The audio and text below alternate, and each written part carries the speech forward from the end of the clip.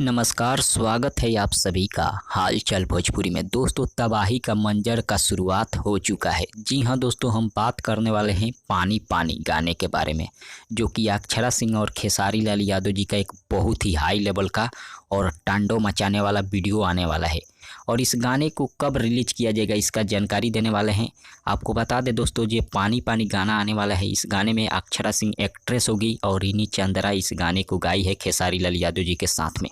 फिलहाल इसे रिलीज किया जाएगा सारेगामा हम भोजपुरी से, क्योंकि जो कॉपीराइट है सारेगामा के पास है और सारेगामा हम भोजपुरी से इस गाने को रिलीज किया जाएगा, जो कि काफ़ी हाई लेवल का गाना शूट किया गया है, जिसमें अक्षरा जी एक्ट्रेस है। आपको बता दें, इस गाने को रिलीज किया जाएगा 30 से 10 के बीच, कभी भी इस गाने को रिलीज किया जा सकता है, रिलीज डेट निकाला जा सकता है। आपको बता दें, यह गाना काफ़ी हाई लेवल का होने वाला है, जो कि फैन के द्वारा यह पोस्टर बनाया गया है, जो कि आप लोग देख सकते हैं। रियल पोस्टर नहीं है, एक फैन के द्वारा क्रिएट किया गया है। फिलहाल इतना ही, मिलते हैं अगले अपडेट में। धन्यवाद।